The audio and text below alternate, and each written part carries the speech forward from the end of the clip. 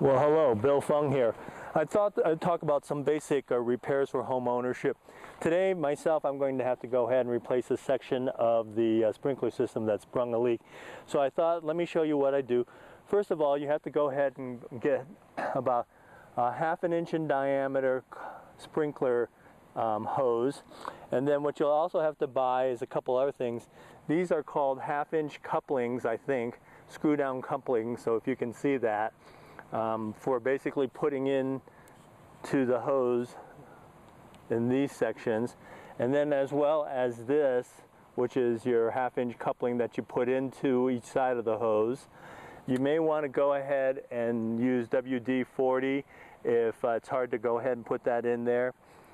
When you're actually doing the repairs, something to cut the hose in between. So I use just the old steak knives, and they seem to work really well. I've used those for years, as well as a screwdriver for screwing down the coupling. So the next step we're going to do is actually cut the hose and repair the sprinkler system. Now here's a section of the sprinkler system that I'm going to repair.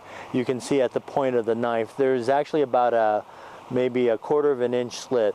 The other day I actually repaired another section, but then this section sprung a leak. So I realized that because this section was exposed and has been exposed to the sun probably for over 4, 5, or 10 years, that it's better to go ahead and replace the whole section instead of a small. So I'm going to replace about 18 inches of the hose and then cover it up again to make sure that hopefully nothing else will spring a leak.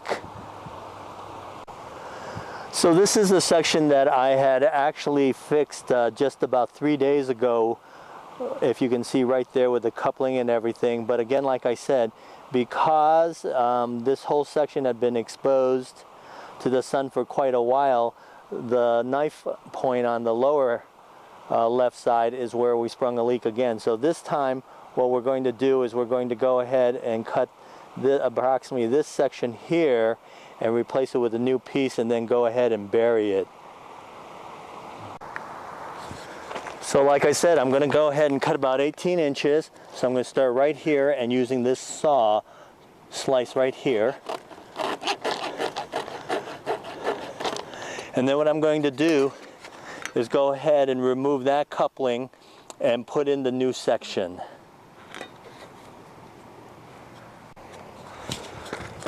So this is very easy. Basically, you're just going to unscrew this to open the coupling up.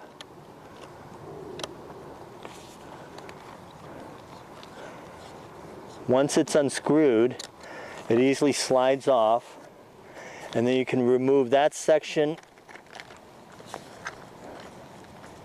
And if it takes a little while to do that, that's okay.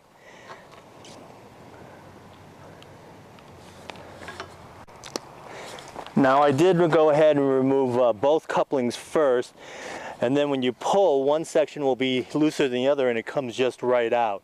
So again, that makes it a lot easier to go ahead and change everything out.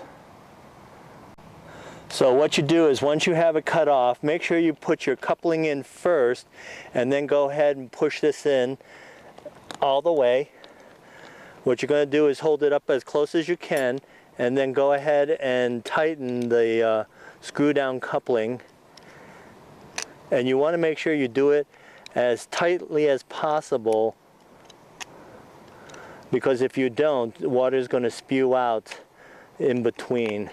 And also you want to get it close to the top area so it grabs the coupling the correct way. So here again, as we're talking about it, you're going to put the other section in, and again, remember to put this into the tubing first, and then you're just going to go ahead and push the tubing all the way in until it meets up with the little lip here, and then you're going to go ahead and screw it down.